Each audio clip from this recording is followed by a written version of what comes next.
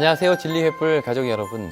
여러분들은 누구나 신앙생활을 하시면서 하나님께서 나의 삶에 깊이 역사하시는 경험들을 하셨을 것입니다.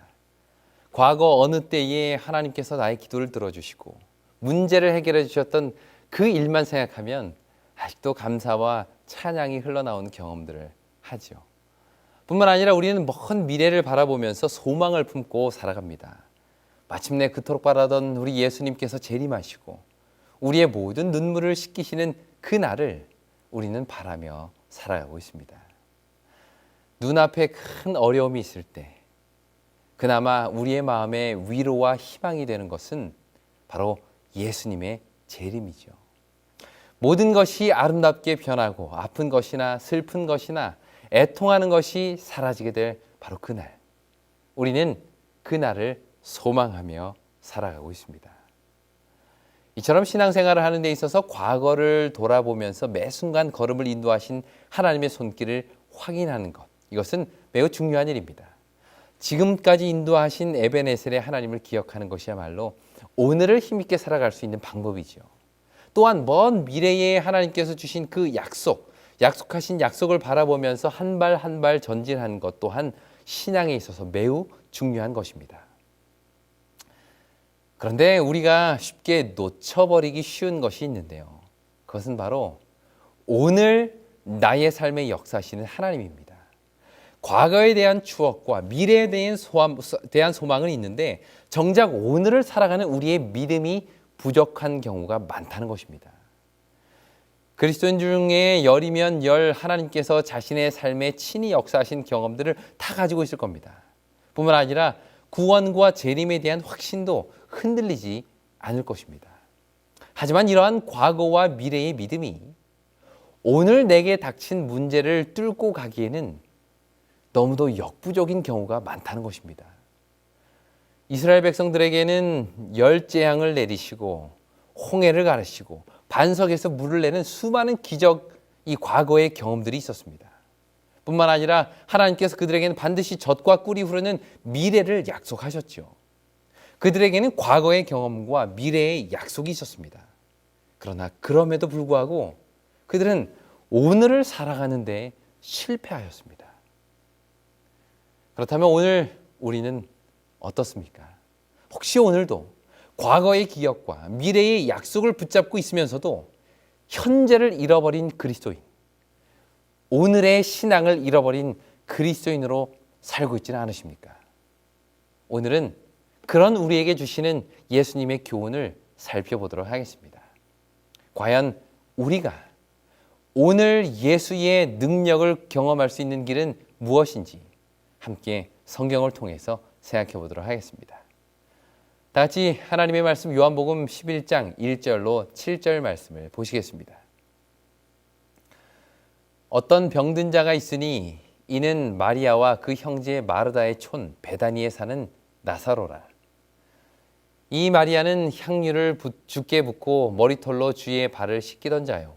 병든 나사로는 그의 오라비러라. 이에 그 누이들이 예수께 사람을 보내어 가로되 주여 보시옵소서 사랑하시는 자가 병들었나이다 하니 예수께서 들으시고 가라사대 이 병은 죽을 병이 아니라 하나님의 영광을 위함이요 하나님의 아들로 이 일을 인하여 영광을 얻게 하려 함이라 하시더라. 예수께서 본래 마르다와 그 동생과 나사로를 사랑하시더니 나사로가 병들었다 함을 들으시고 그 계시던 곳에 이틀을 더 유하시고 그 후에 제자들에게 이르시되 유대로 다시 가자 하시니. 예수님께서 이 땅에 계시면서 늘 가깝게 지내던 몇몇 가정들이 있었습니다. 그 중에 한 가정이 바로 이 베다니에 있는 나사로의 가정인데요. 이 베단이라는 곳은 예루살렘 동쪽에 있는 작은 마을입니다. 예루살렘 동편에 보면 작은 동산이 하나가 있는데 그 이름이 감람산입니다. 감람나무가 거기에 많이 있어서 감람산이다라는 이름이 붙여졌는데요. 아직도 이곳에 가보면 2000년 가까이 되었다고 전해지는 아주 아름드리 감람나무들이 그 자리에 있는 것을 볼 수가 있습니다. 또한 이곳은 예수님께서 제자들과 자주 기도하러 가시던 곳이기도 했는데요. 이 감람산을 넘어가면 바로 그 넘어가는 곳에 있는 그 동네가 바로 베단입니다. 그래서 예수님께서는 예루살렘에 오시면서 자주 감람산을 넘어 나사로의 집에 들리시곤 하셨습니다.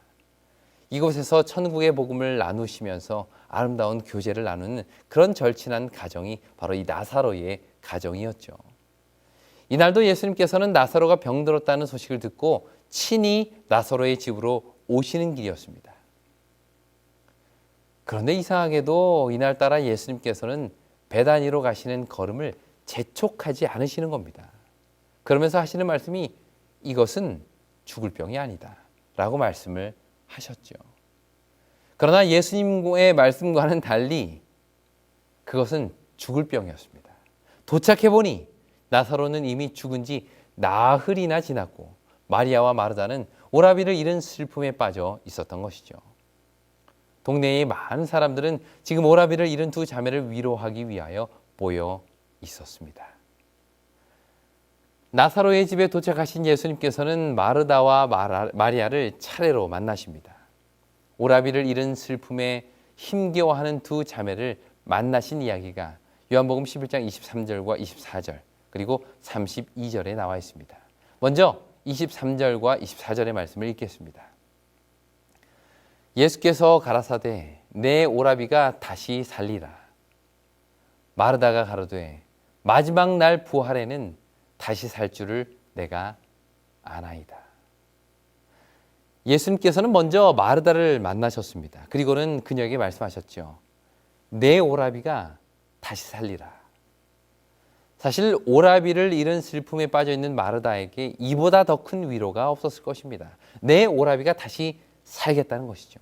죽은 나사로가 살아나겠다는 것입니다. 예수님께서는 이 말씀을 하시면서 마르다가 뛸 듯이 기뻐할 것을 기대하셨을지 모르겠습니다. 그런데 마르다의 대답은 이랬습니다. 마지막 날 부활에는 다시 살 줄을 내가 아나이다. 여러분 이 대답을 보면 마르다는 부활의 신앙이 있었던 사람입니다. 예수님을 믿고 죽으면 마지막 날에 다시 부활하여 하늘에 갈 것을 그는 믿었습니다. 그녀는 예수님께서 다시 오실 때에 죽었던 모든 사람을 다시 살리시는 그 창조주의 능력을 믿고 있었습니다. 영원히 썩지 않을 몸으로 다시 변화되어 살아날 것에 대한 소망을 그가 가지고 있었던 것이죠. 하지만 그녀는 마지막 날에 죽은 자들을 다시 살리시는 그 예수님께서 오늘 그 일을 행하실 수 있다는 생각은 하지 못했던 것이죠.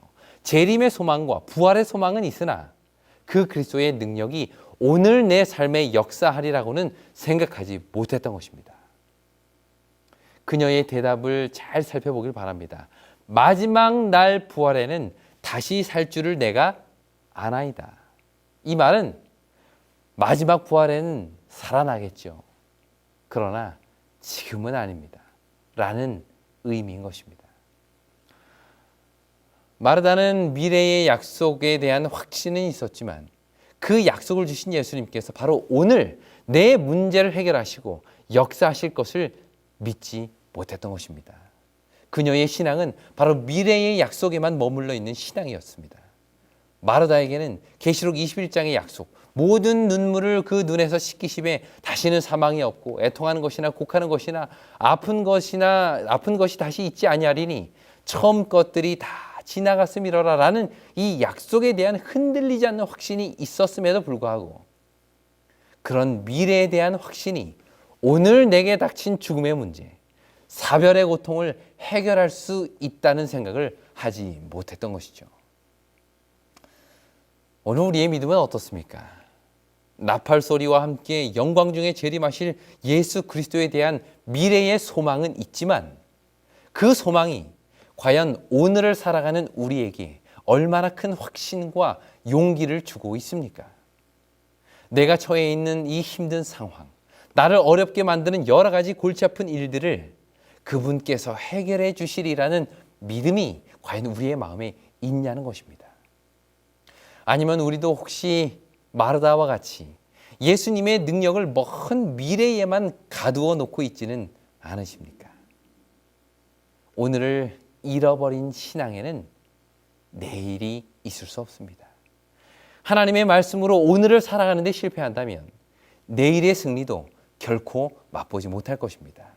바로 오늘이 구원하시는 예수 그리스도의 능력을 체험하는 날이 되어야 할 것입니다.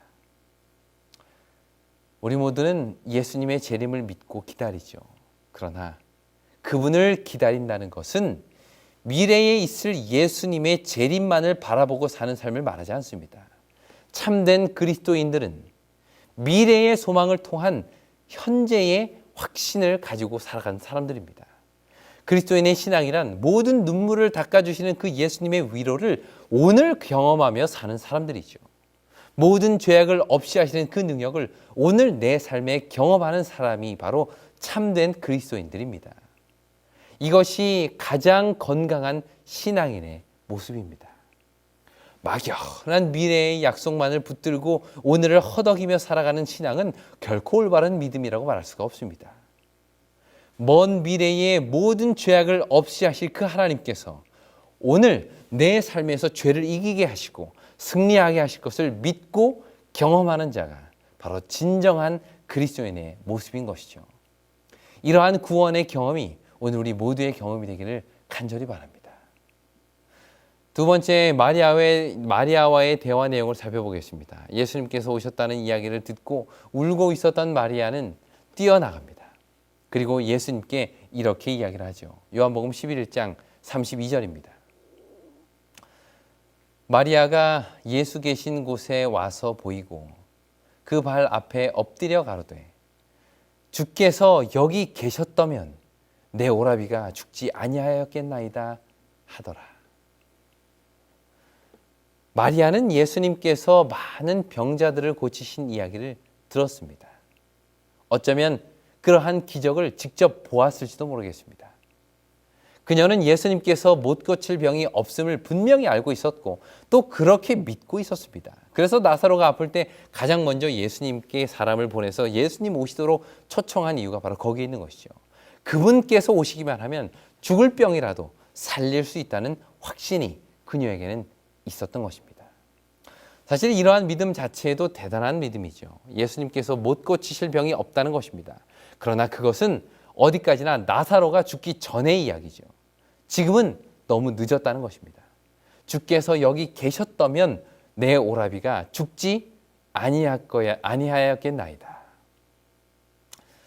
마르다가 예수님의 능력을 먼 미래의 일로만 생각했다면 마리아는 반대로 그분의 능력을 과거의 사건에만 묶어두었던 것입니다. 예수님께서 좀 더 일찍 오셨더라면, 나흘만 일찍 오셨더라면 우리 오라비가 살 수 있었을 텐데 이젠 너무 늦었다는 생각입니다. 이렇듯 마리아의 과거의 경험은 오늘 그녀가 겪고 있는 현실의 문제를 해결하는 데까지 연결되지 못했습니다. 과거에 그녀가 보고 듣고 경험한 모든 그리스도의 능력이 오늘 그녀가 당하고 있는 이 문제를 해결하기에는 부족하다는 생각을 한 것이죠. 예수님께서 행하신 과거의 기적들은 어디까지나 과거의 일이지 그 경험이 오늘 현실에 살아가는 우리에게 자신에게 아무런 힘과 소망이 되지 못한다고 생각을 했던 것입니다. 오늘 우리의 삶은 어떻습니까? 수많은 과거의 기적의 경험과 기도의 응답이 오늘을 살아가는 우리에게 얼마나 큰 용기와 믿음을 주고 있느냐는 말입니다. 혹시 우리도 마리아처럼 예수님의 능력을 과거의 사건으로만 기억하고 있지는 않습니까? 옛날은 옛날이고 지금은 지금이다 라는 식으로 신앙을 하고 계시지는 않느냐는 말입니다. 과거에도 계시고 지금도 살아계시며 영원하신 하나님을 과거의 하나님으로 꽁꽁 묶어놓고 계시지는 않으십니까? 내 삶의 역사신 하나님의 구원의 손길을 지금 한번 생각해 보시기를 바랍니다. 나의 삶을 구비마다 인도하시며 동행하셨던 그 예수님의 사랑을 조용히 눈을 감고 생각해 보시길 바랍니다. 그리고 그와 동일한 사랑과 능력으로 오늘 내 삶의 역사심을 믿으시길 바랍니다. 하나님께서 우리에게 과거에 함께 하신 그 기억을 주시고 미래의 약속을 주신 이유는 바로 오늘을 살아가는 우리에게 힘과 용기가 되게 하기 위함이었습니다. 우리의 믿음이 과거에만 혹은 미래에만 머물러 있다면 그 믿음은 죽은 믿음인 것이죠. 내 오라비가 다시 살리라 라는 예수님의 말씀에 마르다는 마지막 날 부활에는 다시 살 줄을 내가 아나이다 라고 말하므로 그분의 살리시는 능력을 먼 미래의 사건으로만 생각을 했고요. 반면에 마리아는 주께서 여기 계셨다면 내 오라비가 죽지 아니하였겠나이다 라고 말하므로 예수의 능력을 과거에만 묶어 두었습니다. 이렇게 과거에만 또는 미래에만 묶고 오늘을 살아갈 믿음을 잃어버린 자들에게 예수님께서는 이런 말씀을 하십니다. 40절입니다. 내 말이 내가 믿으면 하나님의 영광을 보리라 하지 아니하였느냐. 내 말을 뭐 하면요? 믿으면. 내 말을 믿으면 하나님의 영광을 볼 수 있을 것이라는 말씀입니다. 하나님의 영광은 그 말씀을 믿는 자에게 보여질 것입니다. 오늘 내 삶에 역사하시는 하나님의 능력을 믿는 자들에게 바로 하나님의 거룩한 영광이 나타나게 되는 것이죠. 지금 예수님께서는 마리아와 마르다가 예수님의 말씀을 믿음으로 하나님의 영광을 보게 되기를 바라시는 것입니다. 그리고는 예수님께서는 무덤을 막은 돌을 옮겨 놓으라고 말씀하십니다. 그리고 나서 그 무덤을 향해 서서 다음과 같이 기도하십니다. 41절과 42절. 돌을 옮겨 놓으니 예수께서 눈을 들어 우러러 보시고 가라사대 아버지여 내 말을 들으신 것을 감사하나이다. 항상 내 말을 들으시는 줄을 내가 알았나이다. 그러나 이 말씀하옵는 것은 둘러선 무리를 위함이니 곧 아버지께서 나를 보내신 것을 저희로 믿게 하려 함이니이다. 여기 예수님의 이 기도에는 매우 중요한 신앙 고백이 담겨져 있음을 우리가 알아야 합니다. 예수님께서는 지금 조용히 혼자 기도하시는 것이 아니라 그 자리에 모인 모든 사람들이 다 들을 수 있을 정도로 큰 소리로 기도하고 계십니다.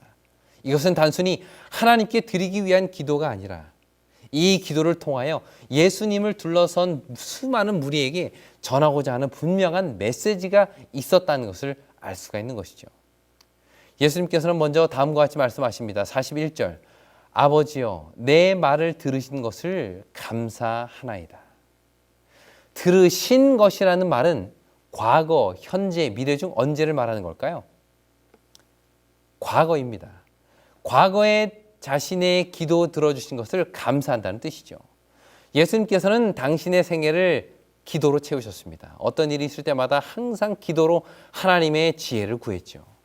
인생의 구비구비마다 늘 기도 들어주시는 하나님의 은혜에 감사의 기도를 드린 것입니다. 지금까지 단 한 번도 실망시키지 않은 신실하신 아버지의 사랑에 먼저 감사한 것이죠. 그리고 나서 이렇게 말씀하셨습니다. 42절 항상 내 말을 들으시는 줄을 내가 알았나이다. 예수님의 기도를 늘 들어주셨던 과거의 경험을 통해서 언제나 항상 나의 기도를 들으시는 것을 알게 되었다는 말씀입니다. 여기 항상이라는 말은 과거와 현재와 미래를 모두 포함하는 단어입니다. 다시 말하면 예수님께서는 과거에 역사하셨던 그 동일하신 하나님께서 바로 오늘 내 삶에 역사하시며 앞으로도 계속해서 내 기도를 응답하시고 들으실 것이라는 확신과 믿음이 있었던 것이죠. 이것이 바로 예수님께서 가지셨던 믿음입니다. 그분을 따르고자 하는 백성들에게 주시고자 하시는 믿음이 바로 이러한 믿음인 것이죠.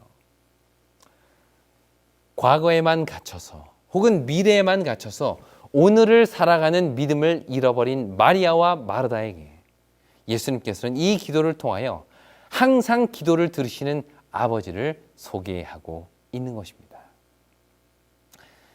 예수님께서는 우리 모두가 그분이 가지셨던 믿음, 과거와 현재와 미래를 하나로 연결시킬 수 있는 그 믿음을 갖기를 바라십니다. 우리의 믿음은 어느 한 시점에만 국한되어 있는 것이 아닙니다. 하나님의 약속이 영원 불변하신 것 같이 그 약속을 믿고 살아가는 우리들의 믿음 역시 영원해야 하는 것이죠. 이렇게 기도를 마친 예수님께서는 돌문을 열어 무덤 앞에 서셨습니다. 그리고는 그 무덤을 향해 이렇게 외치셨습니다.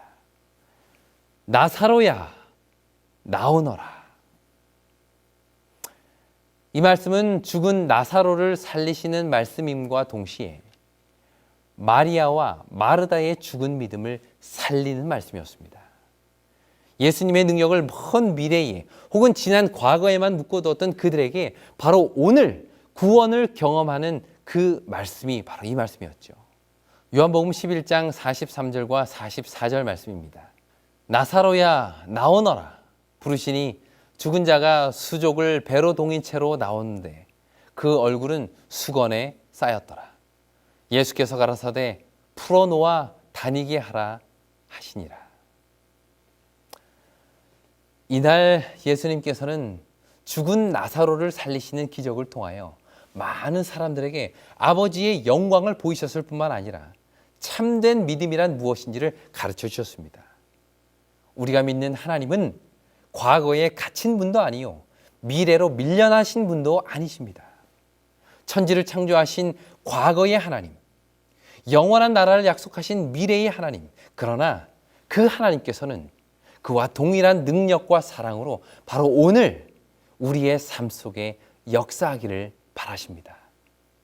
예수님께서는 아직도 믿음이 없는 자들의 삶 속에 들어오셔서 나사로야 나오너라 라고 외치고 계십니다. 우리는 저마다의 슬픔과 좌절을 가지고 있죠. 걱정과 근심이 있습니다. 다시 말하면 누구나 죽은 나사로가 그 삶 속에 있다는 것입니다. 사람의 힘으로는 도저히 해결할 수 없고 심지어 신앙의 힘으로까지 이겨내기 힘든 슬픔이 있을 수도 있다는 것입니다. 그러나 감사한 것은 예수님께서 직접 이러한 우리의 삶 가운데 오신다는 것이요. 그 문제를 바로 오늘 지금 해결해 주신다는 사실입니다. 직장 문제로 인하여 괴로워하고 있는 그 사람을 향하여 예수님은 외치십니다. 직장 문제의 나사로야 나오라. 자녀 문제의 나사로야 나오라. 건강 문제의 나사로야 나오라. 해결되지 않은 죄로 인하여 고통과 번민의 시간을 가지고 살아가는 나사로야 나오라. 이러한 창조주의 음성에 죽었던 사람이 걸어 나오는 것처럼 오늘 우리의 문제와 슬픔이 해결되는 것을 여러분 믿으시길 바랍니다. 믿는 자에게 하나님의 영광이 보여질 것입니다. 그리고 이러한 창조주의 음성을 통해 오늘 우리 앞에 놓여 있는 슬픔은 기쁨과 환희로 바뀌게 될 것입니다. 이것이 믿음을 가진 자에게 주시는 하나님의 영광인 것입니다. 우리의 어두운 현실 저편에는 영광의 빛이 기다리고 있습니다. 그것을 믿고 나아가는 사람에게는 이 빛이 주어질 것입니다. 빛이 하나 들어올 수 없는 캄캄한 동굴 무덤을 여시고 냄새나고 썩어가는 나사로를 살리신 그 하나님께서는 바로 오늘 우리의 삶 속에 역사하기를 원하십니다. 그리고 이곳에 모인 모든 성도님들의 현실 속에 이러한 믿음의 역사가 일어나기를 그 누구보다도 예수님께서는 바라고 계십니다. 나사로야 나오라 라는 이 예수님의 음성으로 우리의 모든 슬픔과 고통이 해결되고 마침내 하나님의 영광을 경험하게 되는 우리 모두가 되기를 간절히 바라며 오늘 말씀을 마치겠습니다. 진리횃불 웹사이트에는 이 시대를 위한 하나님의 말씀이 준비되어 있습니다.